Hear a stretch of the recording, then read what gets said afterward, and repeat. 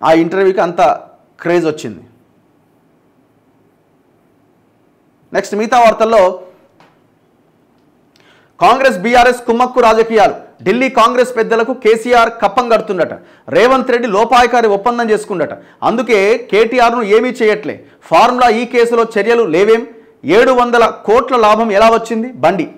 ఇప్పుడు నేను ఒక విషయం అడుగుతా, బండి సంజయ్ని కానీ అన్ని పార్టీల లీడర్లను కానీ నేను అంటున్న అన్ని పార్టీలు కుమ్మక్కయ్యున్నాయి. తెలంగాణలో కబ్జా అయిన భూముల గురించి ఏ పార్టీ ఎందుకు మాట్లాడదు? గుర్రంపోడు ఘటన గురించి మాట్లాడిన బండి సంజయ్ ఇక్కడ రేవంత్ రెడ్డి అనుచరులో లేకపోతే పొంగులేటి అనుచరులో చేస్తున్న ఆ సంగారెడ్డిలో చేస్తున్న గిరిజనుల మీద చేస్తున్న దాడి అరాచకం మీద ఎందుకు మాట్లాడరు? చెప్పండి, ఎందుకు మాట్లాడరు? అక్కడ అరబిందో ఫార్మా ఉన్నది, అక్కడ మైహోం రామేశ్వరరావు ఉన్నాడు కాబట్టి మాట్లాడరు. ఎలక్షన్లో మీకు ఫండ్ ఇచ్చి ఉంటారు, ఇది మనది అంటే మాట్లాడరు. మరి ఇది కొల్లుడు కాదా?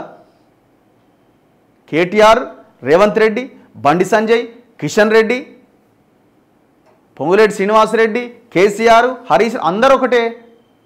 ఇప్పుడు నేను చెప్పిన ఈ సంగారెడ్డి గిరిజనుల భూములకు సంబంధించిన దాంట్లో, గవర్నమెంట్ భూముల దాంట్లో మొత్తం ఎలక్షన్లకు ముందు కవిత ఈ కేసును చూసింది, ఈ కేసుని.